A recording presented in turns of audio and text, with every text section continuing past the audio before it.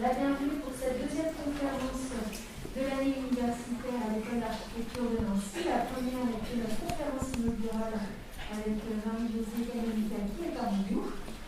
Et donc ce soir nous sommes très heureux et honorés d'accueillir Dominique Gauzin-Muller. Merci beaucoup Dominique d'avoir accepté notre invitation. C'est vraiment une grande joie de vous accueillir dans notre école et dans nos locaux retrouvés, le bâtiment Vacuni, que vous connaissez. C'est aussi un retour pour vous, puisque vous avez été enseignante à l'École d'architecture de Nancy de 2004 à 2007, et je crois qu'il y a des anciens élèves qui ont eu la chance de bénéficier de vos enseignements. J'aurais beaucoup aimé, moi aussi. J'étais ailleurs, c'était pas... Je terminais mes études, mais justement pour l'anecdote, il y a 20 ans sortait votre ouvrage Architecture écologique en 2001. Ça fait 20 ans, que je suis diplômée aussi. Et à l'époque, en fait, je pense qu'on est beaucoup à l'avoir dans une bibliothèque. Et à l'époque, la notion d'écologie était un peu optionnelle, en tout cas dans ma formation. Il fallait chercher ce genre d'enseignement, c'était pas naturel. Donc là, on voit qu'on passe à une nouvelle étape. Donc, simplement dire que cet ouvrage-là, vous en avez bien sûr écrit, publié bien d'autres. Je crois qu'aussi vous avez une attache particulière à Nancy, et puis je vais rappeler que vous avez déjà vu début septembre pour l'exposition Frugalité qui est maintenant dans nos locaux à l'École d'architecture de Nancy, mais qui était à l'ancienne École des Beaux-Arts, nos anciens locaux. Voilà. Et on vous a remis la médaille, vous êtes chevalière des arts et des lettres à l'époque dans le jardin de France. Ce fut un grand moment. Donc, voilà, c'est vraiment un honneur que vous reveniez à Nancy pour cette conférence. Merci beaucoup. C'est aussi l'occasion pour moi, je vais pas être très longue parce qu'on a hâte d'écouter Dominique Gauzin-Muller, de dire à nos étudiants, au travers de la richesse de votre parcours, qu'il y a 1000 façons d'exercer le métier d'architecte. Et votre parcours montre bien aussi l'importance de l'écrit. On le dit parfois, souvent à l'École d'architecture de Nancy. Donc vous êtes architecte, chercheuse, enseignante, et donc auteur aussi. Voilà, c'est vraiment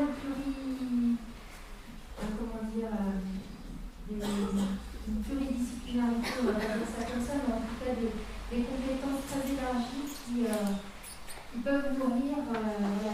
Aujourd'hui, on a beaucoup d'étudiants, et merci d'être présents, vous ne serez pas déçus, et vous verrez à quel point le parcours d'un architecte peut être riche, et surtout, charge à vous d'aller là où le cœur vous en dit. Vous parliez de toutes les belles opportunités que vous avez eues dans votre parcours, et j'ai oublié le nom. Kairos. Voilà, Kairos. Voilà, c'est ça. Ces opportunités qui se présentent dans la vie et que vous avez su saisir à chaque fois avec courage. Donc, bravo, et je pense que ce sera exemplaire pour tout à chacun. Voilà, donc je vais tout simplement vous souhaiter une bonne conférence à tous. Merci encore à Dominique Gauzin-Muller d'être parmi nous ce soir. Et très bonne conférence, et à tout à l'heure pour également un temps fort pour l'inauguration de l'exposition Frugalité. On se retrouvera tout à l'heure pour un petit peu. Voilà. Merci.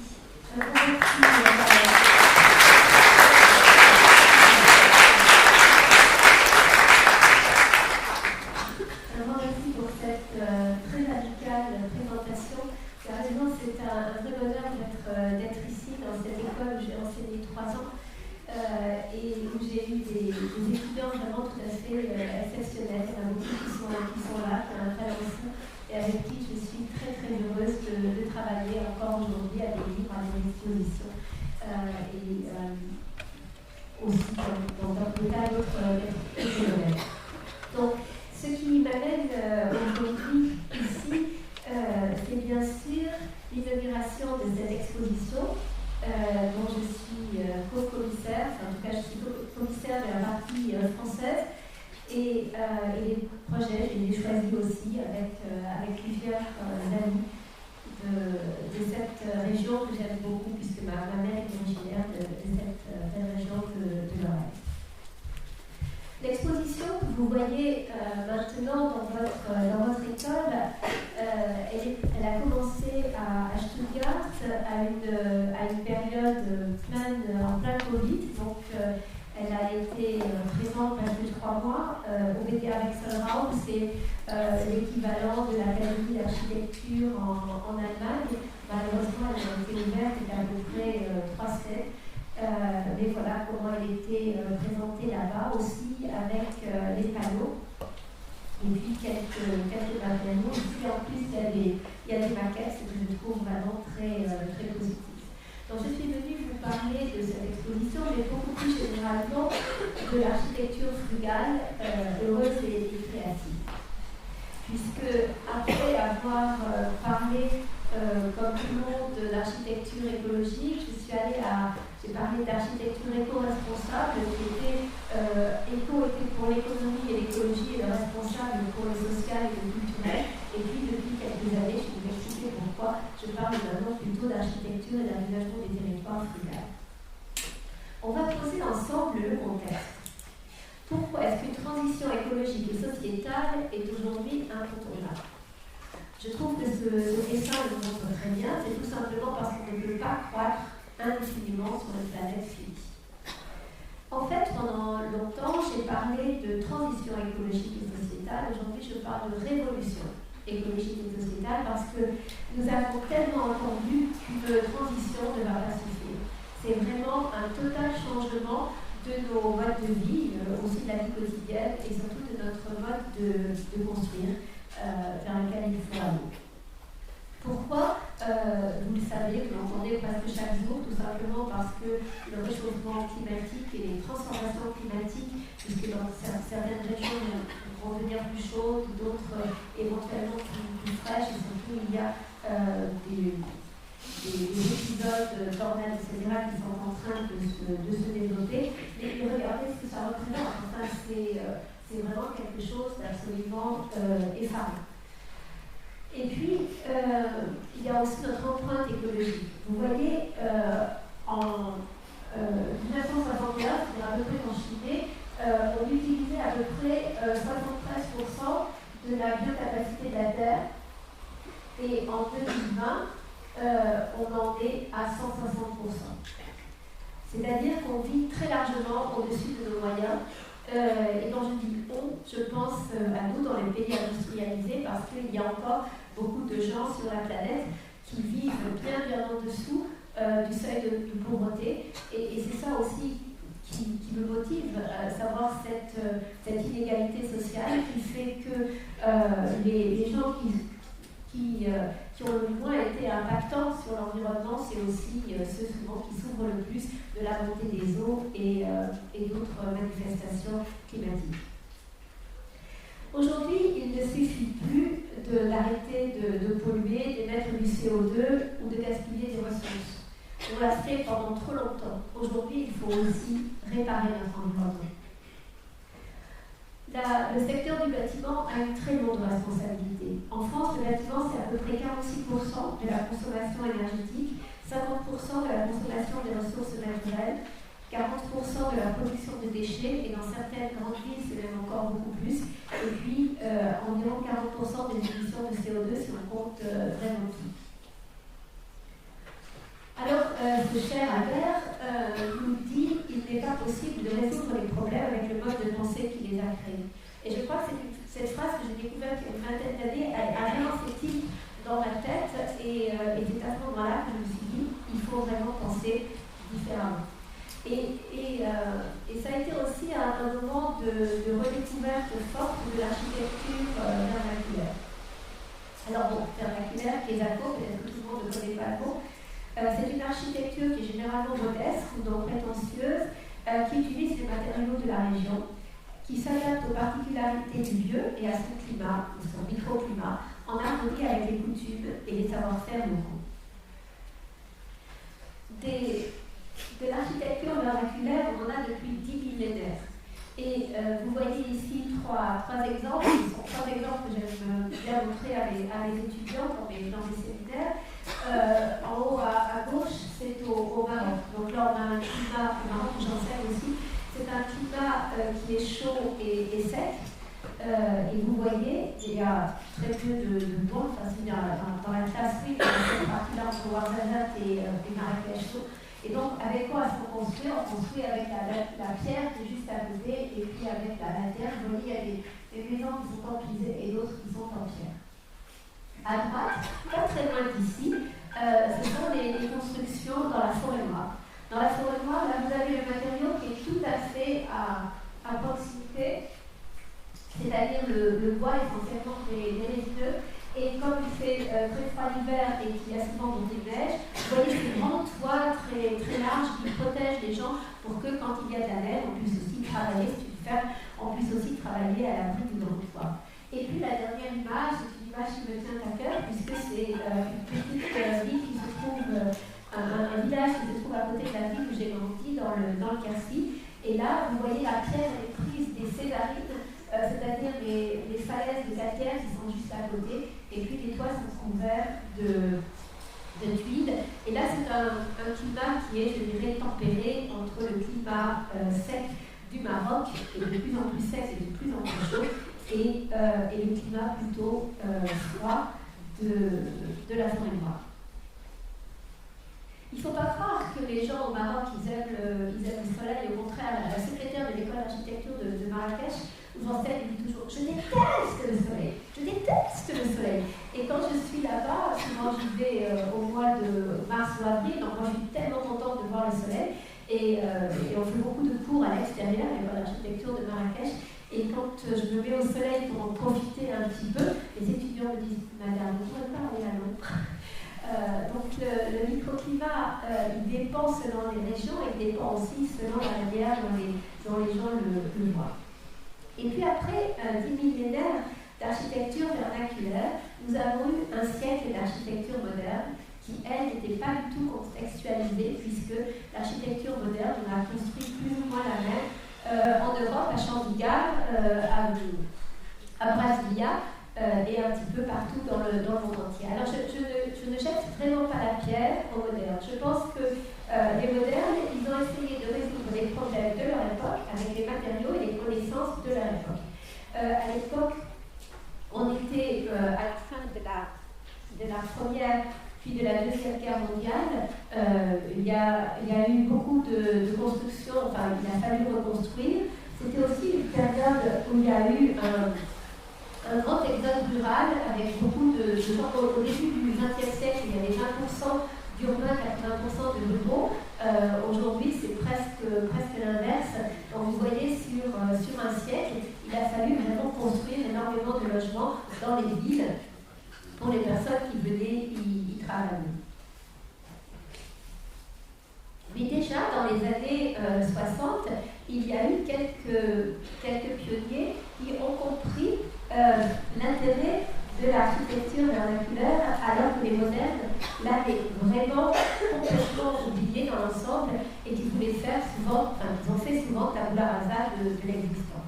La première reconnaissance de cette architecture vernaculaire, on la doit à un architecte qui s'appelle Rudowski, et qui a fait en 1954 au MoMA à New York, donc vraiment un lieu proéminent, un musée prominent. Il a fait donc cette exposition intitulée Architecture Without Architects, donc architecture sans architecte, et ça a stimulé l'attention du public occidental pour cette architecture vernaculaire qui était tombée en désuétude. Et Rudowski disait qu'il voyait dans la beauté de cette architecture que certains appellent primitive une source d'inspiration pour l'homme de la société industrielle.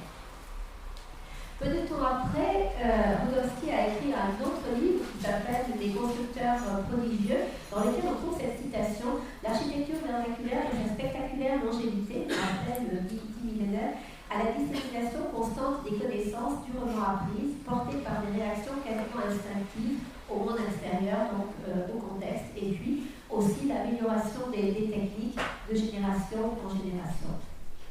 Il y a eu un autre livre particulièrement important autour de l'esprit du lieu, qui est Loki. Et c'est en particulier Christian Norberschus, qui était un critique d'architecture norvégien, qui en a parlé dans plusieurs livres, dont celui-là sur la phénoménologie en architecture, en s'appuyant sur le philosophe Heidegger. Et puis le texte qui a vraiment révolutionné la pensée de beaucoup d'architectes, c'est celui de Kenneth Frampton, qui est un critique d'architecture anglais qui a beaucoup travaillé aux États-Unis, qui enseigne encore à Columbia à New York, et qui a 85 ans, je crois. J'ai eu la chance de le rencontrer à Paris il y a quelques années. Et dans un livre sur l'architecture moderne, il a écrit un essai sur le régionalisme critique. Une citation: le régionalisme critique devrait adopter l'architecture moderne pour ses qualités universelles de progrès, mais accorder plus de valeur au contexte géographique, topographique, climat et lumière. L'accent devrait être mis sur le tectonique plus que sur la scénographie, sur le sens tactile plus que sur le visuel. Et là, quand on parle de sens tactile, là, on retrouve l'importance du matériau. On va voir tout de suite quelques magnifiques exemples. Donc, l'importance du toucher. Et puis, il y a un autre critique d'architecture, qui s'appelle Pierre Frey, qui enseigne à l'École Polytechnique Fédérale de Lausanne, et qui a écrit en 2010 un livre intitulé Learning from Vernacular, donc apprendre du vernaculaire. L'accent est mis ici sur les matériaux disponibles, sur la préservation et le développement des savoir-faire traditionnels, sur le rôle social de l'architecte et l'enseignement de l'architecture. Et je pense que parmi les jeunes enseignants que vous avez ici, il y en a beaucoup qui ont été mes propres étudiants il y a une quinzaine d'années.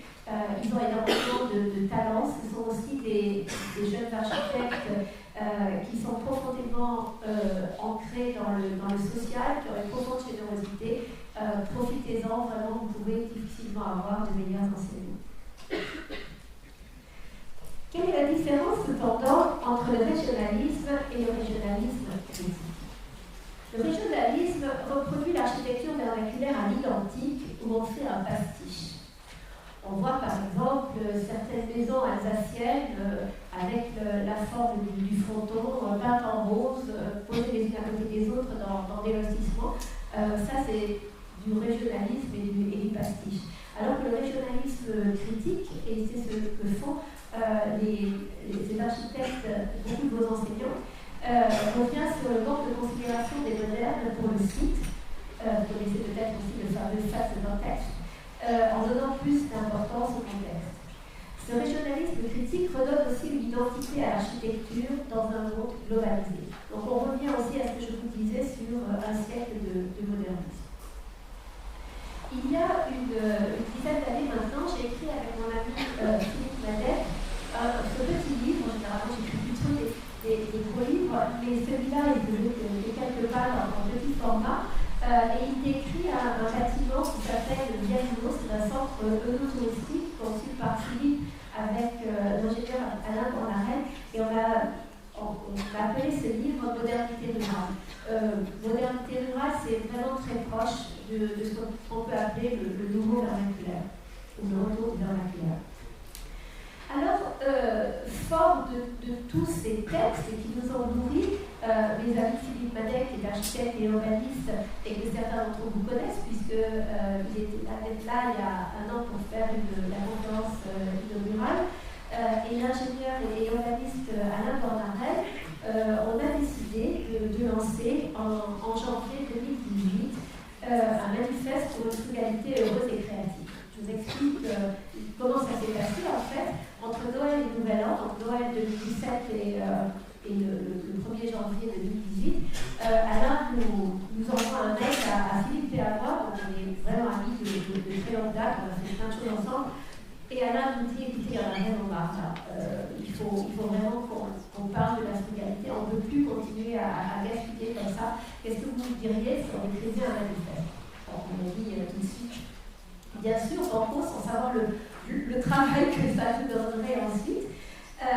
Et donc, on a fait ce qu'on fait souvent tous les trois, c'est-à-dire qu'il y en a un qui écrit un texte, et là, je pense que le premier texte, c'était Alain qui l'a écrit, c'était lui qui avait l'idée, il l'a envoyé d'abord à Philippe, après il l'a envoyé à moi, on se les repassait. On n'écrit pas tout à fait pareil, Philippe écrit souvent des phrases très très longues, un peu compliquées, Philippe est un philosophe.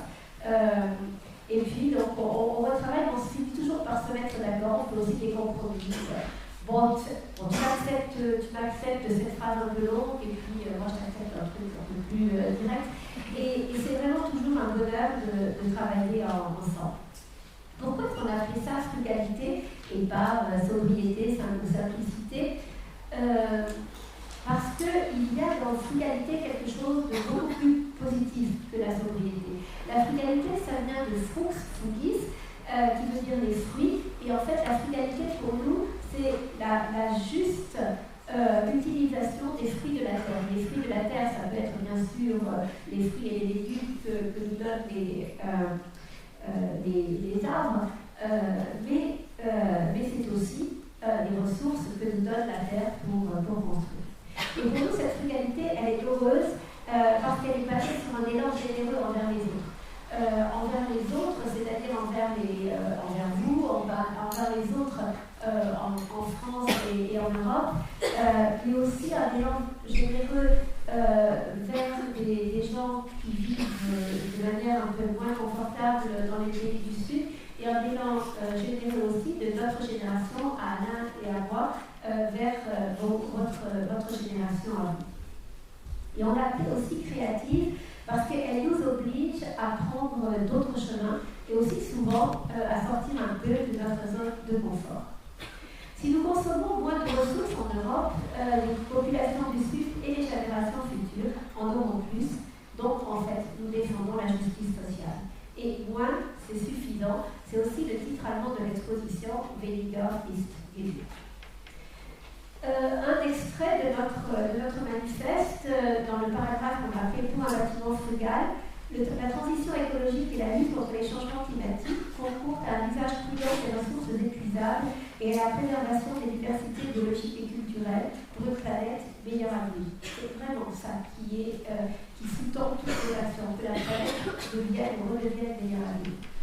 Le maintien des solutions architecturales, urbanistiques et techniques d'hier, ainsi que des modes actuels d'habiter, de travailler, de s'alimenter et de se déplacer, est incompatible avec la tâche qui incombe à nos générations, c'est-à-dire compte des fruits éradiqués et durablement posés. Nous ne sommes pas les seuls à penser cela, puisqu'il y a eu un sondage de l'Institut Montaigne publié le 4 mars 2021 qui dit pour 3 Français sur 4, la sobriété de mode de vie est incontournable pour répondre aux enjeux climatiques et environnementaux. La conviction d'un changement nécessaire fait consensus, quelle que soit la catégorie de population, c'est-à-dire quel que soit l'âge, quelle que soit la catégorie sociale. Et quand j'ai lu ça, je me suis dit, mais alors pourquoi est-ce que tout le monde ne le fait pas? Aujourd'hui, nous avons à peu près 13 000 signataires. J'espère qu'après la conférence, on en aura encore un peu plus.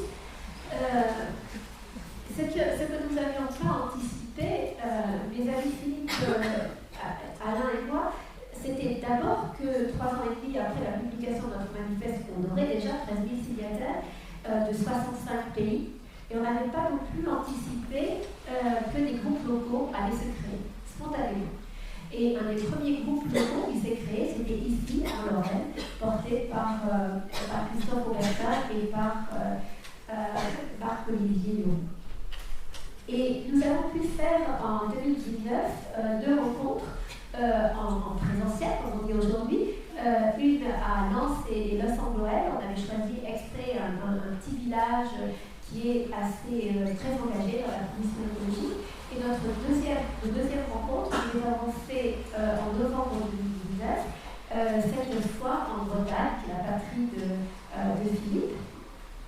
Et nous avons eu en Bretagne, on était à peu près 250, avec une grande majorité de jeunes et à peu près 57% de femmes. Et comme en 2020, on ne pouvait pas faire des rencontres en présentiel, on a fait un cycle de 12 conférences qu'on a appelé l'atelier Métamorphoser l'acte de construire. Ce sont des conférences que vous pouvez toujours voir sur le site du mouvement de la frugalité. Et c'est la dernière fois que j'ai demandé aux deux jeunes architectes qui s'en sont occupés, et c'était il y a déjà au moins un an, et il y avait déjà plus de 5 000 ou 6 000 vues, je crois. Donc c'est vraiment des conférences qui sont très regardées. Alors au départ, vous voyez là en noir et blanc tous les trois.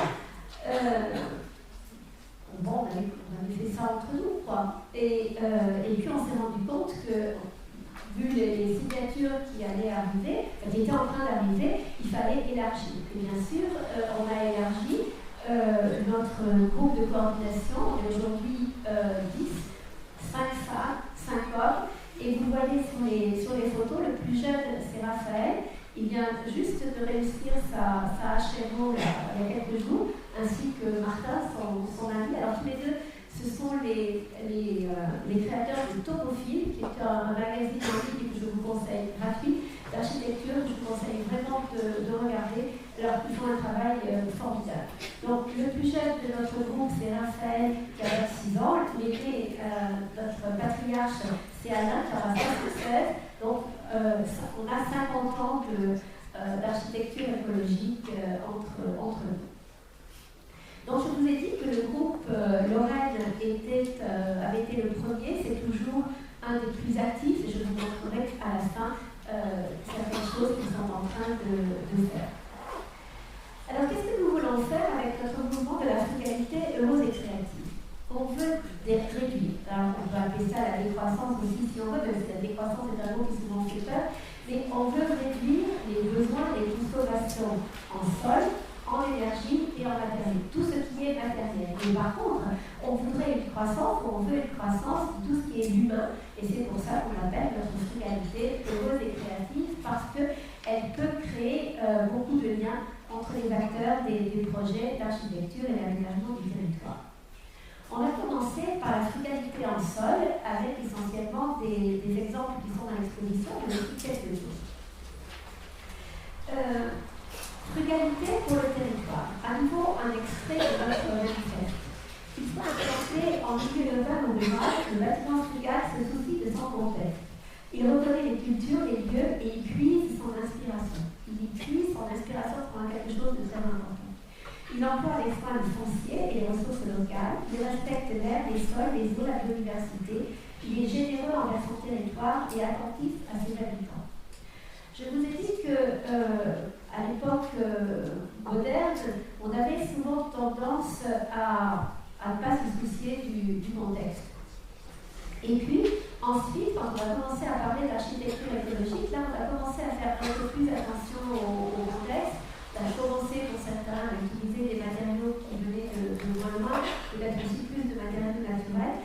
Nous, au mouvement de la frugalité, on pense que c'est aussi de la responsabilité des architectes, des urbanistes, d'apporter quelque chose au territoire. Apporter quelque chose comment? Par exemple, en facilitant la création d'une filière, en facilitant la création d'une filière pour le réemploi, en facilitant la création d'une filière pour la pierre, en encourageant aussi la filière bois qui existe déjà et qui est très présente dans le Grand Est. Par son programme et ses choix constructifs, le bâtiment frugal favorise tout ce qui allège son empreinte écologique et tout ce qui le rend équitable et agréable à vivre. L'indispensable changement de paradigme commence avec la question: faut-il encore construire? Alors, ça paraît un peu paradoxal de dire ça dans une école d'architecture, mais c'est vraiment la question qui est ressortie des deux rencontres que nous avons eues en présentiel, celle de Lausanne-Coël et celle de la Bretagne. Et en fait, je suis désolée pour mes amis et collègues enseignants de cette école et d'autres écoles, je pense qu'aujourd'hui c'est un scandale. De la même manière que j'ai dit quand je suis arrivée dans cette école en 2004, c'est d'ailleurs pour ça que l'opinion m'avait invité à venir enseigner. Il me disait: il y en a marre que tu nous dises que c'est un scandale de ne pas enseigner l'architecture écologique dans les écoles d'architecture. Donc ça, c'était au début des années 2000. Donc, viens enseigner, viens partager ce que tu sais, ce que tu as envie de partager. Et aujourd'hui, depuis quelques années déjà, je dis que c'est un scandale de n'enseigner que la construction neuve dans les écoles d'architecture, parce que je suis profondément persuadée, et je ne suis pas la seule, que entre 70 et 80% des tâches que vous aurez à faire, des missions que vous aurez dans votre travail d'architecte, ça sera de transformer l'existant. Et il y a beaucoup d'étudiants d'architecture qui font tout leur cursus sans avoir jamais travaillé sur un bâtiment de rénovation. Ici, je sais qu'on parle de patrimoine, mais le patrimoine, c'est encore autre chose. Je pense qu'il serait vraiment très utile de travailler sur des projets de rénovation. Et tout à l'heure, Marc-Olivier de l'agence Bacard et Luron va féliciter plusieurs projets de rénovation qu'ils ont fait au cours des dernières années. Et je peux vous dire que ce sont des bâtiments magnifiques. Vous allez les voir à Nancy. C'est des petites maisons. Et avec une intervention de quelques dizaines de milliers d'euros, eh bien, ils ont pu transformer une maison de ville, et puis la rendre beaucoup plus agréable pour ses habitants. Donc c'est possible. Et en plus, ça peut être tout à fait passionnant. Alors, quels sont les exemples de qualité en sciences que nous avons dans notre exposition? Un des premiers, c'est le siège du parc national régional des Vosges du Nord à la Petite-Pierre. Et en fait, vous verrez qu'il y a pas mal de projets de l'exposition, au moins 5 je crois, qui sont dans le périmètre du parc national régional des Vosges du Nord, qui est vraiment très engagé. Et là, on leur avait proposé de construire un bâtiment neuf pour le siège de leur parc naturel. Ils ont dit non, nous on préfère transformer un bâtiment existant. On pense que c'est plus intéressant. Ils ont travaillé avec des artisans, en particulier des menuisiers. Ils ont fait un petit concours pour le mobilier avec des feuillus, parce qu'on en a beaucoup dans le Grand Est.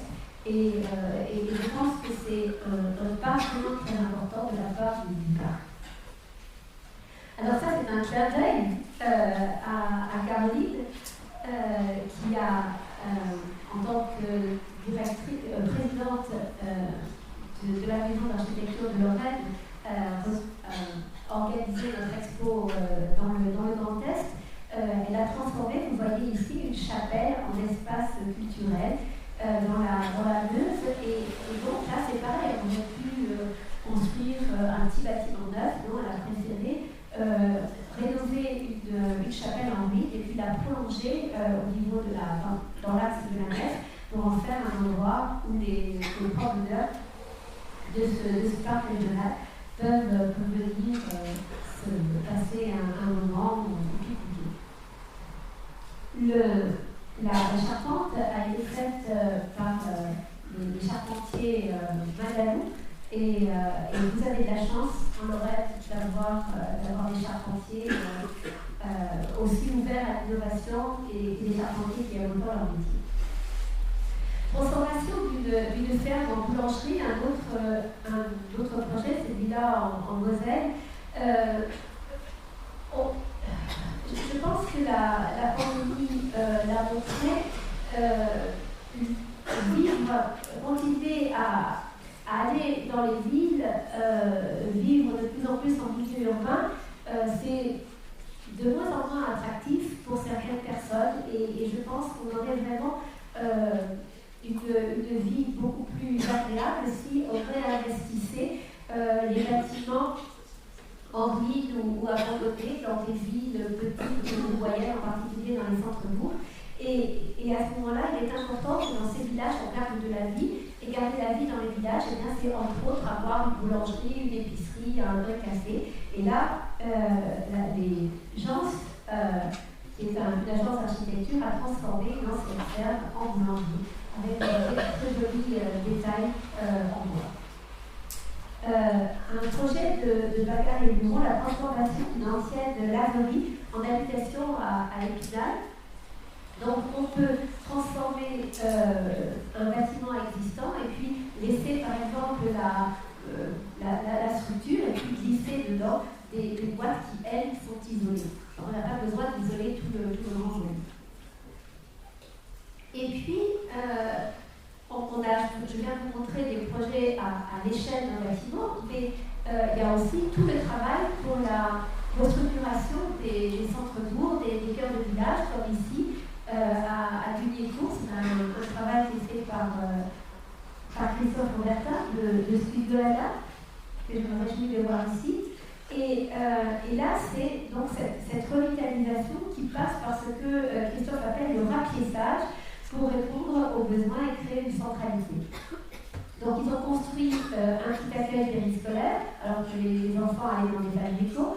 Ils ont créé une aire de jeu place de village à côté de l'église. Ils ont créé une cour et puis ils ont construit 3 studios pour les étudiants du centre de formation rurale qui se trouve à côté. Donc je trouve que cette photo évidemment le montre très bien. Tout d'un coup, le cœur de ce village a repris. On peut bien sûr travailler aussi sur des villes un peu plus grandes, comme Joinville en Haute-Marne. Et là, on voit bien la réhabilitation d'un ensemble immobilier. Alors, là, je ne vous ai pas montré la photo de l'état avant, mais j'en ai vu et je peux vous dire que c'était complètement délabré, en plein cœur de la ville. Et ils l'ont transformé en logements sociaux. Et ils ont fait ça de manière qui n'est pas complètement homogène, qui n'est pas monotone, mais ils ont essayé d'avoir des enduits de différentes couleurs, un bardage bois aussi à côté d'enduits, ce qui crée un endroit vraiment très vivant. Et à l'intérieur, ils ont gardé aussi l'ancien escalier, des anciennes menuiseries, etc. Et puis, quelquefois, il n'y a pas d'existant que l'on peut transformer. Dans ces cas-là, bien sûr, il faut éviter de faire un lotissement en périphérie des villes ou des villages, et il faut au contraire essayer de densifier sur une dent creuse, et c'est ce qu'ont très bien fait Vagar et Luron dans à Batilly. Ce qui est aussi intéressant, c'est que non seulement ils ont aménagé les centres-bourgs, mais aussi ils ont créé une dizaine de logements pour seniors. Et c'est bien aussi de ne pas mettre les seniors à l'extérieur de la ville dans des endroits pour vieux, mais de les mettre au centre du village pour que justement ils puissent voir les jeunes et ils puissent en profiter. Dans l'exposition, il y a quelques projets allemands. Là, je vous en montre juste quelques-uns parce que j'ai choisi de me concentrer plutôt sur ce qui se passe dans le Grand Est. Voilà, ça c'est à Karlsruhe, donc pas très loin d'ici non plus.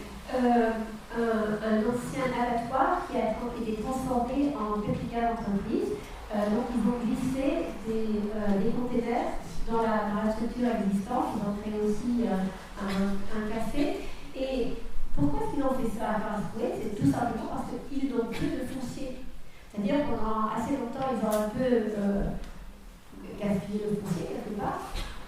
Et maintenant, ils sont obligés de transformer leur friche industrielle pour refaire la ville sur la ville. Après, la frugalité en sol, et vraiment ça commence par là, penser à transformer l'existant avant de construire du neuf. On va parler de la frugalité en énergie. Toujours un extrait de notre manifeste. Le monde du bâtiment change. À l'échelle du territoire, les projets de production d'énergie renouvelable, locale et participative se développent. À l'échelle d'un bâtiment, on construit des édifices sains et agréables à vivre, sans ventilation mécanique, ni climatisation, voire sans chauffage. Plutôt dans le sud qu'en l'Ouest, c'est vrai. Grâce à la ventilation naturelle, au rafraîchissement passif, à la récupération des apports de chaleur gratuits, par exemple avec des grandes ouvertures au sud, et à l'énergie thermique, par exemple avec des murs très épais en terre ou en pierre, la conception bioclimatique permet de réduire au strict minimum les consommations d'énergie, tout en assurant un confort accru. Nous savons le faire, cela ne coûte pas forcément plus cher, alors pourquoi ne pas généraliser ces pratiques? Un exemple que j'aime beaucoup, et le propriétaire en est absolument ravi parce que j'ai eu la chance d'échanger avec lui. Le propriétaire, c'est un médecin. Et l'atelier LPA, donc Julien Madalon et Marie Pipi, qui ont aussi été tous les deux mes étudiants, ont fait une rénovation-extension d'une maison typique des maisons de Lorraine, ces maisons qui sont en lanière. Et ils l'ont ont amené la lumière à l'intérieur et puis ils ont réduit la consommation d'énergie, je crois que c'est à 5. Hein. Facteur 9. Non, 9. Facteur 9, voilà, merci Marie. Facteur 9.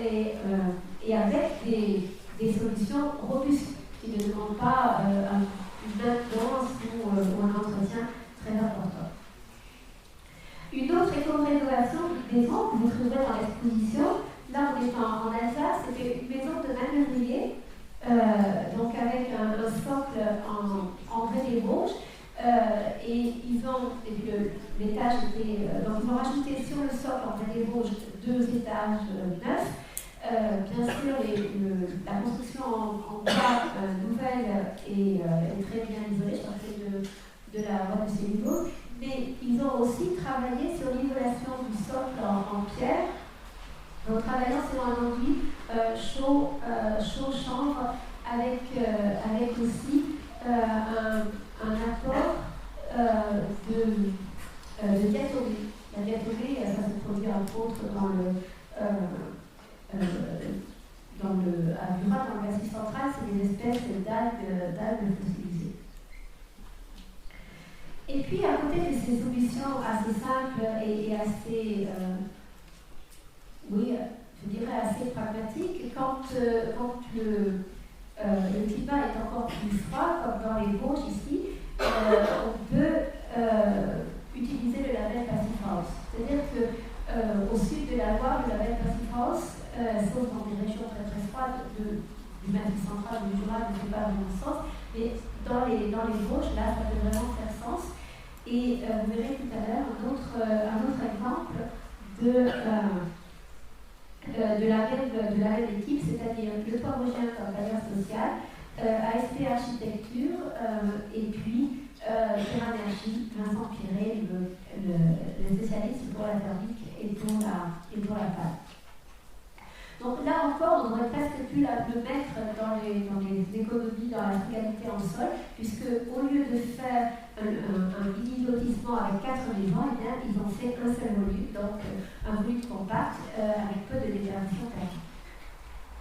Un autre bâtiment, Passive House, la plateforme de handicap. Alors, c'est pas le nom que j'ai donné, d'ailleurs je l'avais dit, je trouve votre projet vraiment très chouette, alors le nom, j'aurais pu trouver quelque chose de plus sympa.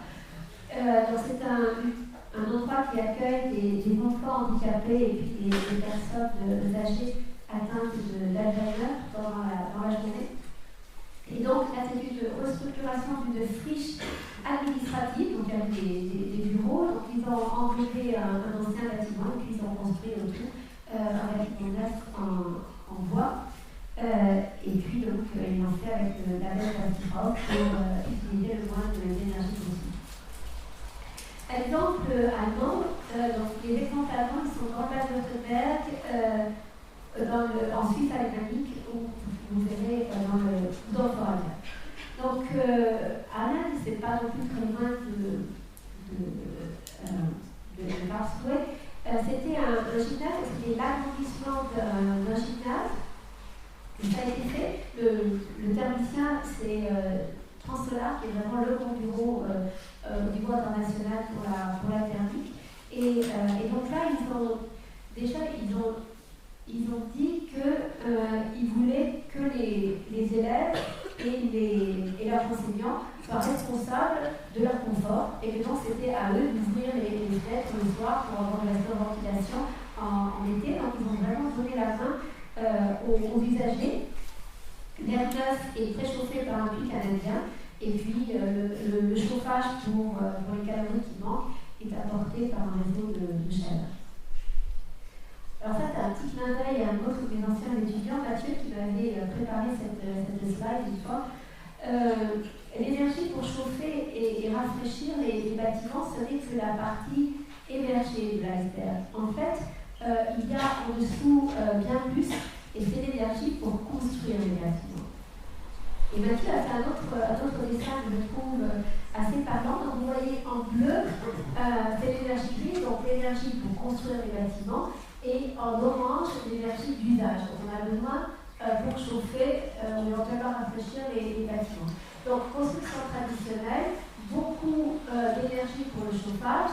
Alors il faut dire qu'aujourd'hui, il faut beaucoup d'énergie pour les chauffer. Mais à l'époque, les gens se contentaient de 15 degrés et puis ils étaient à plus.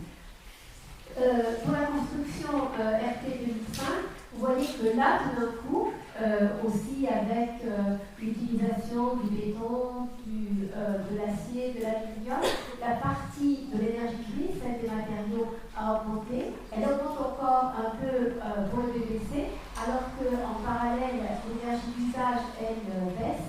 Et quand on a du PVC écologique, on a toujours peu de consommation pour l'énergie, et puis on peut diminuer l'énergie grise en prenant du bois, de la paille, de la terre, de la pierre, et on va voir tout de suite des exemples. Donc la frugalité en matière, je repars d'un extrait de notre manifeste. Nous savons nous passer de matériaux qui gaspillent les ressources. La construction en bois, longtemps limitée aux besoins individuels, est mise en œuvre à présent pour des équipements publics d'envergure et des habitations collectives de plus de 20 étages. Dans la ville qui vient d'être une tour en bois qui vient d'être construite au nord de la Suède récemment. Les isolants biosourcés marginaux, il y a peu, représentent près de 10% du marché, ça c'était en janvier 2018, et progresse de 10% chaque année. La terre crue, matière de nos patrimoines, sort du purgatoire dans lequel le XXe siècle est allé plonger. Toutes ces avancées consolident le développement des filières et le savoir-faire locaux à l'échelle des territoires. Et c'est particulièrement vrai ici dans votre Grand Est, en Europe. Alors ça, c'est une caricature que j'avais fait faire quand j'étais rédactrice en chef du magazine écologique de 2007 à 2016. Voilà. Vous avez fini de jouer avec le sable, là je peux, c'est pour un chantier. Je ne sais pas si vous savez, mais au Maroc, il y a plusieurs plages qui ont disparu parce qu'on a pris tout le sable pour bétonner la côte. Les ressources en sable et en gravier stabilisent. Oui, vous dites peut-être pourquoi est-ce qu'il ne pas le sable du Sahara? Parce qu'il est trop rond et donc il faut du sable avec une d'angle pour faire du béton. La production de ciment et du béton armé consomme une grande quantité d'énergie. Il faut chauffer jusqu'à 1000, 1200, 1400 degrés pour faire du ciment. Elle est responsable d'environ 8% des émissions de CO2 et participe donc notablement au changement climatique. C'est-à-dire à peu près 2 pour certains, même 3 fois plus que le transport aérien. Certains disent que le transport aérien avant Covid, bien sûr, c'était 4%, d'autres disent que c'était seulement 2,5 à 3%. En tout cas, c'est nettement plus. Je ne dis pas que le béton est un mauvais matériau. Je dis au contraire que le béton est un matériau trop précieux pour qu'on le gaspille. Parce que du béton, on en aura toujours besoin pour faire des fondations, pour faire des grands ponts, pour faire d'autres ouvrages d'art. Et c'est pour ça qu'il faut l'économiser pour que votre génération, encore dans 40 ans, puisse l'utiliser quand on en a vraiment, vraiment besoin. Heureusement pour le reste, il existe de nombreuses alternatives qui ont fait leur preuve. Quelles sont ces alternatives? Il y en a de 3 ordres. La première, c'est le réemploi.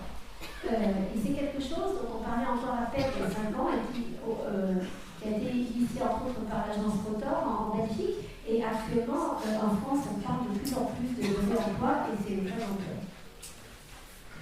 Et puis, il y a les matériaux qu'on appelle biosourcés, c'est-à-dire le bambou, et puis le bois, la paille, le chanvre et le chaume. Et dans les matériaux biosourcés, il faut faire une différence entre 3 sortes. Il y a des matériaux biosourcés, typiquement le bois, qui demande au minimum 20 à 25 ans pour pousser, pour pouvoir être utilisé. C'est le eucalyptus, qui par ailleurs pose des problèmes environnementaux, mais en tout cas c'est un bois que l'on peut utiliser dans la construction après 20 à 25 ans. Et puis le chêne, par exemple, là, il faut attendre à peu près 80 ans, certains bois exotiques encore plus longtemps. Et puis pour les résineux qu'on utilise généralement, c'est de l'ordre de 40-50 ans. Donc tout ça, ce sont des matériaux biosourcés qu'on récolte sur le long terme. Et il y a aussi des matériaux biosourcés qui, eux, sont de moyen terme, c'est-à-dire entre 4 et 6 ans, c'est le bambou. Le bambou ne pousse pas chez nous, mais il y a du bambou, par exemple, en Colombie, ce qu'on appelle le bambou bois de bois en particulier, on appelle ça l'acier vert, il a des performances mécaniques vraiment impressionnantes. Et puis, là, le gymnase que vous voyez, qui est absolument magnifique, qui est à 100% en bambou, il a une portée de 15 mètres et même les broches sont en bambou et la couverture est aussi en bambou. Pour la couverture, ils ont fendu des tiges de bambou, ils les ont aplaties, ils en ont fait des tuiles qui font 40-50 cm de long et puis ils les ont posées sur des tuiles. Alors ne croyez pas que construire en bambou là-bas en Thaïlande, ça soit facile. C'est le gymnase dans un campus scolaire et l'architecte me disait d'abord il a fallu convaincre les parents et puis aussi dans un sismique on a des règles mécaniques extrêmement strictes et ça demande vraiment beaucoup de travail avec les ingénieurs pour arriver à convaincre tous ceux qui doivent être convaincus. À côté de ces matériaux biosourcés, il y a les matériaux géosourcés, donc la pierre et la terre crue. Alors, quand j'ai commencé à parler de matériaux géosourcés, parce que je ne voulais plus que des gens mettent la terre dans les matériaux biosourcés, parce que ça n'est pas biosourcé, certains m'ont dit ouais, mais les fenêtres en PVC, c'est aussi géosourcé. C'est pas faux. Mais on est entre nous, les matériaux géosourcés, c'est la pierre et la terre. Alors, commençons par la filière forêt-bois. La France est à la quatrième forêt d'Europe. Le prélèvement annuel, il est entre, selon les gens, 50% et 60% de la croissance. On a une centaine d'espèces. Et contrairement à nos voisins européens, on a 40% de résineux seulement et 60% de feuillus, alors que, par exemple, en Allemagne, en Suisse et en Autriche, c'est l'inverse. Et la Lorraine est particulièrement riche de ces feuillus, en particulier le chêne et le hêtre. Le bois construction, en bois massif, on utilise à peu près 80% de bois français. Par contre, pour les produits d'ingénierie, c'est-à-dire le CNT, le lamellicolé, etc., on n'a plus que 30% de bois français. Pourquoi? C'est parce qu'on manque cruellement d'entreprises industrielles qui produisent des produits dérivés du bois. Les bâtiments en bois en 2018, c'était 10% pour les maisons, 7% pour l'habitat collectif, 25% extension sur l'élévation. Donc vous voyez qu'il y a un vrai marché là. 10% pour le tertiaire, 25% pour les bâtiments agricoles et 20% pour les bâtiments industriels. Alors voilà, je suis très contente de vous faire un puzzle à tous les deux. Parce que j'aime beaucoup votre collège Elsa Triolet à Tao-les-Vosges. Et puis j'aime aussi beaucoup le collège que nous avons visité en 2006 ou 2009 à Bénaud-les-Ponts-à-Mousson avec les étudiants. Et il y a eu un échange très intéressant entre les charpentiers et puis les étudiants. Donc vous travaillez depuis longtemps en circuit court avec des bois locaux, et puis là, vous avez même des poutres avec des petites clavettes en hêtre. C'est aussi une manière d'utiliser le hêtre, qui est un bois mécaniquement très, très fort. Voilà un autre exemple. Notre photo du collège Elsa Triolet de l'agence catholique Catholica, qui a vraiment été très, très importante dans cette école-là, dans l'école de Strasbourg. Non seulement pour votre enseignement qui a marqué les générations d'étudiants, mais aussi parce que vous avez pris plein d'étudiants dans votre agence et que je sais que ça les a beaucoup marqués, on en parle souvent. C'était assez difficile, donc quand on a fait cette exposition sur le Grand Est, on a trouvé très facilement des projets en Lorraine, un peu plus difficilement des projets en Alsace, et puis pour la Champagne c'est plus difficile. Cette cité scolaire Charlemagne à Tilly est un des premiers bâtiments en bois d'envergure, en bois en Champagne. Ils n'ont pas beaucoup de bois et l'architecte a vu qu'il avait quand même, il avait quand même eu un peu de difficulté à les convaincre. Et puis quand on parle de bois, bien sûr, il y a cette magnifique halle de Tendon dans les Vosges.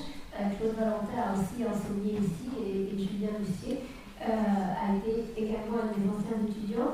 Et le périscolaire de Tendon, qui est juste derrière cette halle, fait partie de l'exposition. C'est vraiment un bâtiment magnifique.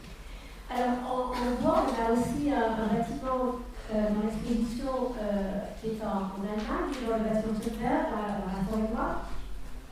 Mais c'est un bâtiment qui est construit par des architectes du Fort Albert, l'agence qui s'appelle Loudécher et Lutz, et c'est un bâtiment qui est construit en sapin blanc du Fort Albert, une essence qu'on utilise beaucoup. C'est du sapin blanc du bâtiment Schönberg, puisque ça c'est une maison un pavillon de chasse et un pavillon pour les forestiers, et c'est construit donc avec le sapin qui a été coupé dans cette forêt, mais conçu par des architectes différents. Il y a le bois, mais je vous ai dit, il y a aussi d'autres matériaux biosourcés qui, eux, se renouvellent tous les ans. Et ça, c'est vraiment très intéressant parce qu'ils fixent le carbone tous les ans, chaque fois qu'ils poussent. Donc c'est vrai pour la paille et pour le champ. La ressource en paille, elle est très importante puisque la production, c'est à peu près 25 millions de tonnes par an. Et avec à peu près 10% de cette paille, on pourrait isoler 500 000 logements. On ne construit pas 500 000 logements par an. C'était ce qui serait peut-être nécessaire ou rénovation, mais on en est, je crois, actuellement autour de 200 000. Donc vous voyez qu'il y a quand même de la marge. C'est un matériau qui est assez bon marché, et c'est un matériau qui a connu un essor extraordinaire depuis 2012. Pourquoi depuis 2012? Parce que c'est l'année où on a publié les règles professionnelles de la construction en paille, et c'est aussi parce que c'est l'année où il y a eu des essais qui ont été faits au feu, et tout d'un coup ça a complètement transformé l'utilisation, parce que depuis les règles professionnelles et les essais au feu qui étaient positifs. Pourquoi ils sont positifs? Parce que pour que ça brûle, il faut de l'oxygène, et dans une boîte de paille, c'est tellement cassé qu'il n'y a pas d'oxygène, donc ça ne brûle pas. Et puis, le grand avantage de la paille, c'est qu'il y a un réseau extrêmement bien organisé. Donc, il y a deux manières de mettre en œuvre la paille. Soit on peut juste poser des bottes de paille les unes sur les autres, donc avec bloc de paille porteuse. On peut aussi faire de l'ossature bois et mettre la paille entre les montants de l'ossature bois, et puis on peut aussi remplir des caissons en bois avec des bottes de paille. Vous avez aussi en Lorraine un des pionniers de la construction avec l'isolation en paille, et c'est l'agence AA dont je parlais tout à l'heure, avec cette très jolie image de Schlegel où la paille a été livrée sur le chantier par les éditeurs, peut-être même qu'ils ont mis la main à la pâte pour faire le remplissage. Il y a aussi dans le Grand Est, en Alsace cette fois, un des bâtiments qui a, d'ailleurs je pense que c'est le plus haut, au moins en France, peut-être même en Europe, avec les murs les plus hauts en boîte de paille porteuse.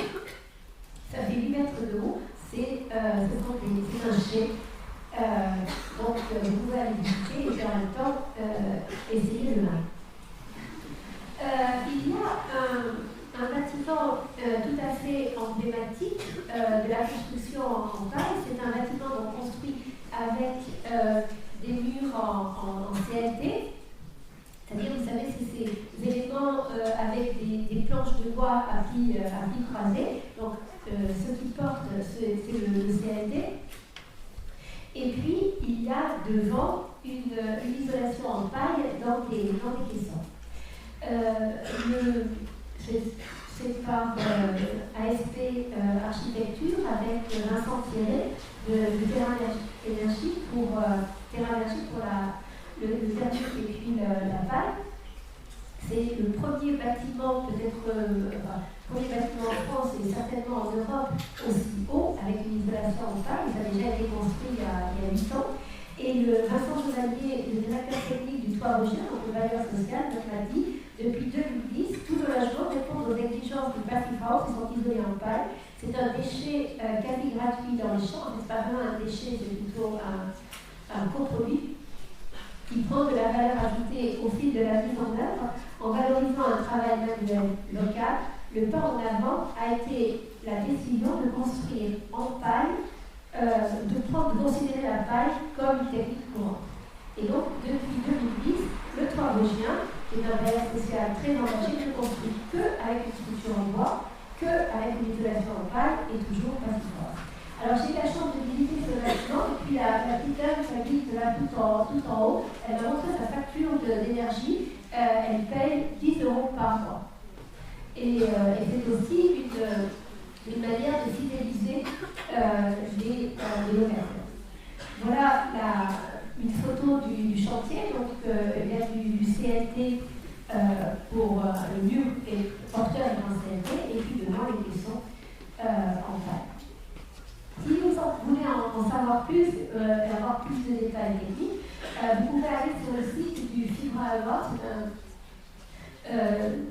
C'est un prix que j'ai initié avec mes amis d'Amaco il y a quelques années, et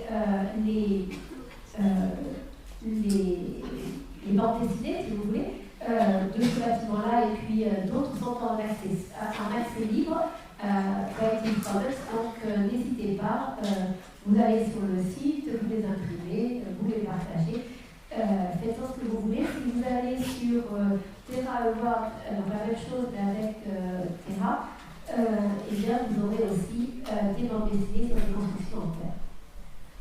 Un des premiers bâtiments en bois isolé en paille, il s'appelle du bois local, on est au pied du Mont Ventoux et c'est du bain du Mont Ventoux, du cèdre de la classe, on a que des bois locaux qui normalement partent en papeterie. Et le maire de Mazan m'a dit l'utilisation des matériaux biosourcés réduit vraiment le bilan carbone. À la réalisation comme au fonctionnement, le prix a été le même que pour un projet avec des matériaux traditionnels, des traditionnels, qu'on appelle matériaux traditionnels en France aujourd'hui, c'est l'acier et le béton, ce qui est quand même assez amusant. De plus, le fonctionnement est économique car le bâtiment est très bien isolé. Et puis, la paille, au début, jusqu'en 2012, et à la publication des règles professionnelles, c'était surtout pour des maisons de construction, enfin des petits projets, souvent avec des clients privés. Mais depuis 2012, il y a des bâtiments d'une très grande envergure, comme ce groupe scolaire Stéphane Hessel à Montreuil, qui fait quand même 6 000 m², donc construit en bois avec des bottes de paille. Quand vous le voyez comme ça, au niveau du piéton, vous avez l'impression d'être dans les bois, mais regardez où il est en réalité. Et il y a d'autres groupes scolaires de ce type-là, groupes scolaires ou collèges de ce type-là, à Paris et autour de Paris, 6 000 m², 5 000 m², qui sont construits en bois avec isolation en paille. Et puis il y a même une usine construite en bois avec isolation en paille, l'usine ARM à Clermont. Et ça c'est un scoop parce que je crois que l'architecte ne sait même pas, mais cette usine-là est une des... l'agence qui a construit cette usine-là est une des 10 lauréates de ce qu'on appelle le Terra Fibra Award, puisque après avoir fait le Terra Award et le Fibra Award, on a réuni les deux pour faire un Terra Fibra Award. Et puis on peut aller haut avec de la paille, et puis on peut faire aussi des techniques un peu... voire très innovantes comme ici. C'est une isolation par l'extérieur en paille sur 10 étages et le tiers bas, c'est les boîtes de paille, elles sont suspendues. C'est un bâtiment qui a été isolé dans le cadre d'un chantier participatif. Alors du chanvre, je ne connais pas de projet en chanvre en Lorraine, il y en a peut-être, mais je ne les connais pas, en tout cas pas dans l'exposition. Mais de la même manière que la France est pionnière de la construction en paille, avec aujourd'hui à peu près 6 000 bâtiments, pour certains je vous ai dit au moins une centaine de bâtiments publics d'envergure isolés en paille, la France est aussi pionnière pour l'utilisation du chanvre, en particulier le mélange chaud-chanvre. D'abord, logique parce qu'on est également un leader européen de la culture du chanvre, de la même manière que comme on est le grenier à blé de l'Europe, disons, on a aussi beaucoup de paille. Donc le chanvre, on peut l'utiliser de deux manières. Soit on utilise la partie supérieure de la plante et on en fait des fils qui ressemblent un petit peu à de la laine, qui ressemblent un peu à la laine minérale. Soit on prend la tige, on la coupe en petits tronçons d'à peu près 2 cm, on le mélange avec de la chaux. Donc c'est maintenant les essais pour les mélanger avec la terre. Et puis avec ça, on peut faire à la fois des rénovations comme ici. C'était un des lauréats du Fibre-Loire, une réhabilitation bas carbone à Paris par la RDP. Donc c'est aussi un bâtiment social. Là vous voyez qu'ils ont appliqué le mélange de chanvre à la tunnelle, mais pour ce bâtiment neuf, il y a eu une structure principale en métal, une structure secondaire en bois et puis le remplissage en chanvre.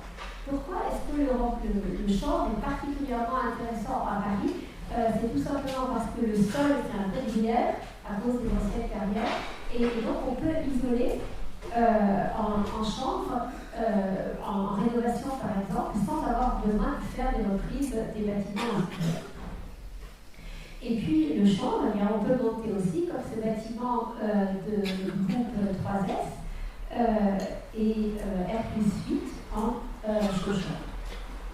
Et puis il y a le chaux, ça c'est pareil, c'est pas un produit naturel qu'on trouve beaucoup ici, mais je voulais quand même vous montrer trois exemples de chaumières contemporaines.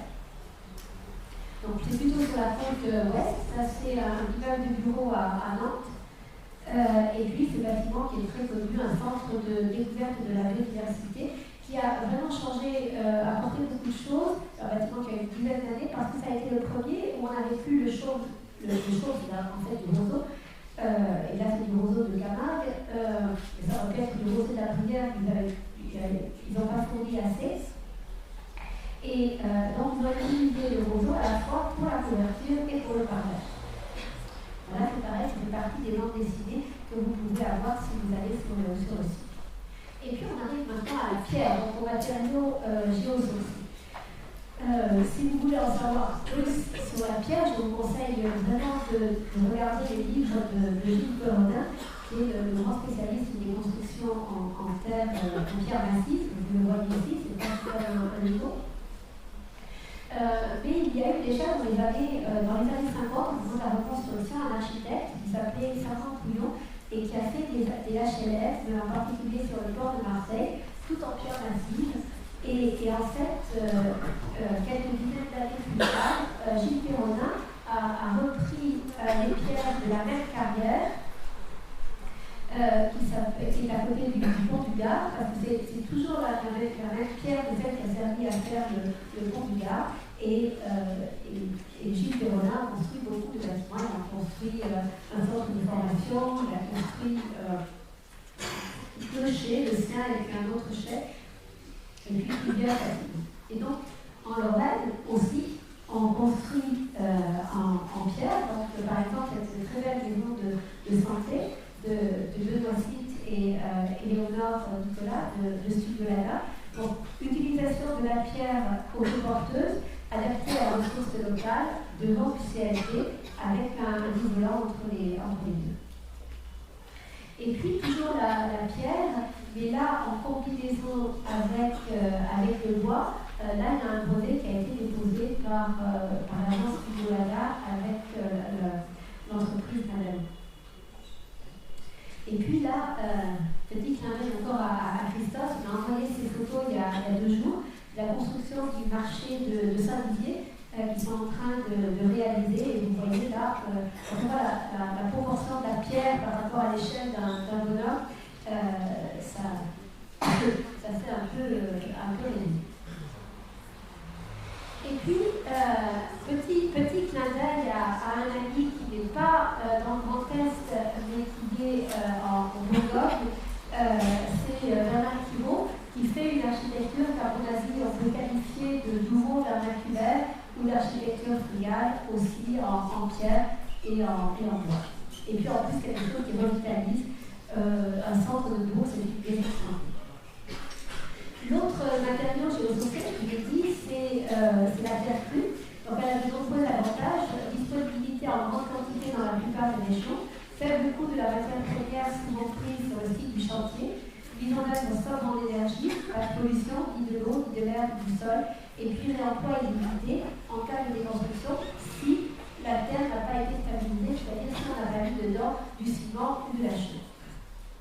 La terre a aussi des qualités haptiques, c'est-à-dire des surfaces qui sont chaleureuses et agréables au toucher. Et puis elle a aussi des qualités hydrothermiques, c'est peut-être une des principales qualités, je pense, avec l'inertie et aussi le désherbage. C'est-à-dire que vous connaissez, certains d'entre vous connaissent peut-être la maison de Martin Rauch, qui est la première maison faite en Europe, maison contemporaine sur 3 niveaux en pisé. Sa propre maison, Martin est un ami, j'ai la chance d'aller régulièrement dans cette maison.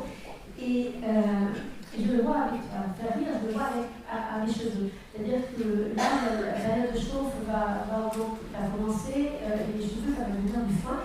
Et quand je suis chez Martin, je ressemble à un bouton, parce qu'il y a le taux d'humidité est bien plus agréable. Et en fait, je pense que si parmi nous, il y en a beaucoup qui sont enrhumés, c'est aussi à cause de la sécheresse, du manque d'humidité dans l'air ambiant. Bonne qualité acoustique aussi pour la terre, et puis facilité de mise en œuvre, même par des novices, quand il y a bien sûr supervision d'un expert. Et pour en savoir bien plus sur la terre, vous pouvez aller soit sur le site du terrain Fibre-Avoir, mais aussi vous pouvez aller voir le travail des cratères et d'Anaco qui est absolument exceptionnel. Pour des techniques de construction en terre, si vous voulez, un jour je reviendrai vous parler de l'architecture en terre, mais ce n'est pas le sujet aujourd'hui, je voulais juste vous montrer les 2 exemples d'architecture en terre qui sont dans l'exposition. Le musée archéologique de Déligère qui est en pisé, donc là il y a un double mur en pisé, un mur porteur côté intérieur et puis des éléments préfabriqués côté extérieur et entre les deux 20 cm de liège.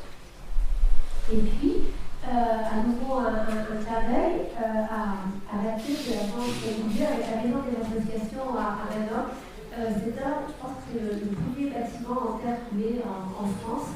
Je crois beaucoup à la terre coulée parce que je pense que ça pourrait nous permettre de massifier l'utilisation de la terre crue. Et si vous êtes intéressé, on a écrit, Mathieu et moi, il y a quelques années, l'année dernière, dans le magazine DA, un dossier spécial sur la terre coulée, puis après un autre sur le sujet, donc il suffit d'aller à la bibliothèque et vous pourrez en profiter. La terre a un vrai potentiel, en particulier pour la réutilisation des terres d'excavation. C'est ce qu'a fait Cycleterre. C'est un projet où l'idée c'est de réutiliser les terres d'excavation du Grand Paris, de les stocker, de les trier, de les préparer et ensuite de préparer avec des matériaux. Les matériaux qu'on peut préparer avec, c'est à la fois du mortier de terre, ce qu'on appelle les BTP, les blocs de terre comprimés, des petits éléments de pisé préfabriqués et puis aussi bien sûr des embouts. Et la fabrique de Cycleterre vient d'être inaugurée ou va être inaugurée dans les prochains jours. Et elle va traiter à peu près 7 à 8 tonnes parmi les 20 à 30 millions de tonnes de terre d'excavation qu'il y a dans l'île de France chaque année. Et l'idée, c'est de faire plusieurs petites fabriques comme ça. Et puis, au niveau de la construction en terre, l'autre projet vraiment de grande envergure qui existe se trouve à Biganos, c'est à côté de Bordeaux. C'est un USAC où il prévoit 600 logements sociaux, ou essentiellement sociaux, construits avec des blocs de pisé préfabriqués, faits avec une entreprise locale. Je suis d'accord avec Le Corbusier quand il dit que l'architecture et le jeu savant, correct et magnifique évoluent à compter sur la lumière, mais ce n'est pas que ça. Bois, terre, pierre et puis les autres matériaux naturels ont des qualités haptiques qui nous incitent à les toucher, à nous reconnecter ainsi à la nature et à nos besoins profonds. Je pense vraiment que quand vous êtes dans une maison en bois, en pierre ou en terre, il y a une ambiance qui fait qu'on se sent peut-être plus à la maison. Il y a un dicton norvégien qui maison en bois, tu n'as pas besoin d'aller chez le médecin. Ma maison a beaucoup de meubles en bois que j'ai décidé moi-même, mais malheureusement, c'est une maison qui était en béton et qu'on a rénovée. Donc, bon. Mais la prochaine sera en bois, en paille et en terre. Avec des maisons neuves, donc il faut toujours équilibrer. Qu'est-ce qui est important? Valoriser les savoir-faire chez nous, valoriser le travail des artisans et puis valoriser les ressources locales. Ça, c'est un certain plan du Fort Albert. Ici, avec ces deux éléments, les savoir-faire locaux et les ressources locales, que dans le Fort Albert, ils ont eu un tel succès. La main parle aussi directement au cerveau, que le cerveau parle à la main, et il faut absolument valoriser le travail manuel. Et je pense aussi qu'il serait très salutaire que pendant vos études d'architecture, vous ayez plusieurs possibilités de mettre la main au bois ou à la terre. Et j'ai beaucoup d'anciens étudiants qui ont fait le label, qui ont fait le master ABC, architecture, bois, construction, tous en sont absolument ravis. Et je pense que ça a été très important dans leur parcours. Et puis maintenant, on va terminer par la frugalité, par le processus. Frugalité en technicité. La frugalité demande de l'innovation, de l'invention et de l'intelligence collective. La frugalité refuse l'hégémonie de la vision technique du bâtiment et maintient l'implication des occupants. Ce n'est pas le bâtiment qui est intelligent, ce sont les habitants. Et donc, la richesse créative dans la relation humaine, c'est vraiment ce que nous recherchons. Et les magnifiques projets que je viens de vous présenter n'ont été possibles que grâce à cette intelligence collective. Un processus un peu différent de faire de l'architecture, c'est par exemple l'habitat participatif, comme ici, c'est le logement passif à Strasbourg, qui ont été réalisés en partie par les futurs habitants. Il y a aussi cette boulangerie, c'est la plus petite ville des Vosges qui a décidé de construire ou de favoriser la construction de cette boulangerie à côté d'une yaourtière pour créer aussi des synergies. Alors ils font des concerts, des animateurs, ils font des choses ensemble pour remettre de la vie dans une vallée un peu éloignée. Et puis là, pour ce musée du sabotier à Souches, eh bien, Souches, c'était une ville où on a fabriqué des sabots pendant des siècles et certains anciens ou descendants d'anciens sabotiers ont décidé de faire un musée, ont constitué une association pour faire le musée du sabot. Et puis, je vous en ai déjà parlé tout à l'heure, le centre périscolaire de Standeau, il est non seulement isolé en paille, c'est un des premiers bâtiments isolés en paille en Lorraine, mais surtout c'est un bâtiment qui est construit en hêtre de la commune et entre les forêts de la commune et puis le retour au bâtiment en passant par le sieur et le charpentier, il y a eu que 2 centaines de kilomètres. Et on va terminer avec, toujours pour le processus, avec cette magnifique halle polyvalente en Cidorno. Matériaux, c'est un noir. C'est aussi un bâtiment qui est frugal en sol, puisqu'il y a une multifonctionnalité du bâtiment, parce que aussi il a coûté un tiers du prix d'une salle polyvalente classique, et qui peut devenir aussi un accueil pour des manifestations, des mariages et puis la fête du canard dans Cidorno, quand on met tout autour des vaches, un petit peu comme pour un film. Et puis le processus, en quoi il est frugal pour le processus, c'est le circuit court. Et le charpentier du projet, Paul de Robure, disait ce projet, au fait du bilan carbone, a renforcé l'économie locale. Le pavois coupé dans les forêts d'Ancy a été transformé en planche de bardage dans une série proche et les déchets traités dans le village voisin. Et le charpentier est lui-même du village.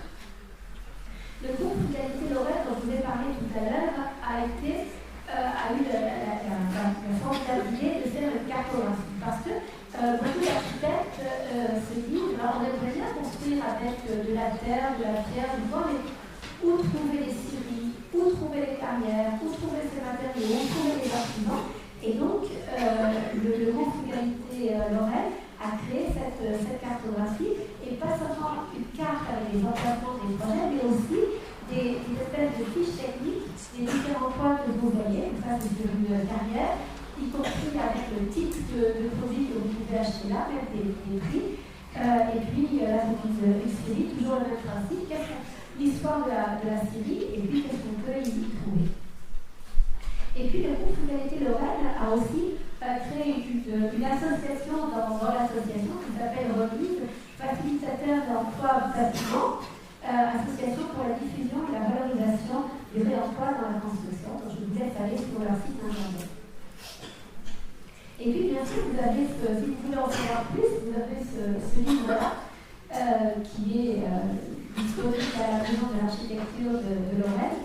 Et dans ce livre, nous avons déjà une introduction de mon collègue et ami Jean-Claude Pignot, qui a été un des initiateurs du master ABC avec Pascal Tribunot et qui est aussi un des initiateurs des défis du bois, que vous avez fait certainement. Gaël a fait la gentillesse d'écrire aussi un témoignage dans ce livre, tout comme une... Oui, merci d'avoir écrit un témoignage dans notre livre, ça m'a vraiment fait très, très plaisir. Donc on a dans ce livre une douzaine de témoignages d'acteurs que je pense majeurs dans l'architecture frugale et dans le développement du Grand Est. Pascal Tribunot aussi passait l'amitié d'écrire chaque mot. Et puis vous voyez d'autres grands témoins sur d'autres projets. Et puis, Marc, je lui ai dit, Marc, s'il te plaît, fais-nous la conclusion. Parce que Jean-Claude Pignot a fait l'introduction en parlant un petit peu de ce dont je vous ai parlé au début, c'est-à-dire l'architecture vernaculaire et puis l'évolution de l'exposition de Rudowski au MoMA jusqu'à maintenant.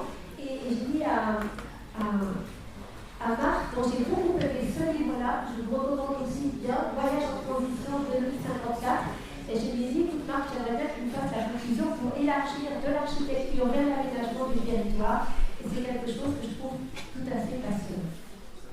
Tout à l'heure, je vous ai dit que la frugalité, c'était aussi quelque part aller en dehors de sa zone de confort. Et donc, l'année dernière, pour mes 60 ans, j'ai fait à l'école un chouette cadeau. J'ai commencé un doctorat. Et ce doctorat, il a comme sujet l'architecture frugale et créative, moteur d'une régénération des territoires ruraux à travers le matériau vernaculaire. Et j'ai pris deux exemples. Le campus du Vorarlberg, à qui j'ai déjà consacré un livre de plus de 400 pages, et la Lorraine. Et donc, bien sûr, je vais revenir vers vous tous pour vous poser des questions, puisque mon doctorat, c'est entre autres essayer de comprendre quels sont les freins et les moteurs du développement de l'architecture frugale en Lorraine. Et vous les jeunes, que pouvez-vous faire pour participer au changement de paradigme? Je vous le demande avec une photo qui est un clin d'œil à mes amis de l'Estime d'Épinal, où j'ai enseigné aussi quelques années. Et l'année de ces défis du bois-là, en 2010, j'étais aussi marraine des défis du bois, c'était une expérience absolument magique. Voilà, donc vous allez peut-être pouvoir réfléchir à ce que vous pouvez faire pour participer à cette révolution frugale. En tout cas, moi j'ai trois petits conseils à vous donner. D'abord, il faut que vous osiez. Il faut que vous osiez sortir de votre zone de confort. Il faut que vous osiez faire des choses qui sont difficiles. Il faut que vous osiez faire quelque chose qui n'a pas encore été fait. Il faut que vous osiez innover. Ensuite, il faut que vous preniez soin. Que vous preniez soin de la planète, que vous preniez soin de vos bâtiments d'architecture ou de vos aménagements, que vous preniez soin des gens qui sont autour de vous et que vous preniez aussi soin de vous-même, parce que si vous n'avez pas pris soin de vous-même, vous ne serez pas capable de faire ce que nous attendons de vous. Et puis le dernier, c'est partager. Partager vos compétences, partager vos connaissances, partager vos projets, et c'est ce que j'ai essayé de faire aujourd'hui avec vous. Pour terminer, la frugalité heureuse et créative, c'est à la fois une philosophie, une éthique, et puis aussi un processus de conception ouverte le partage des connaissances, la confiance mutuelle, l'intelligence collective, la recherche de la beauté, quelque chose qui me tient beaucoup à cœur, le plaisir partagé, et puis ce que Marie Cucinella appelle très joliment l'empathie créative. Et on a vraiment besoin de cette empathie créative pour arriver à faire le magnifique projet que je viens de vous montrer, qui sont à l'exposition que nous avons aussi au lieu. En tout cas, une chose est claire, l'essentiel, il est dans l'humain et il n'est pas dans la technique. Merci.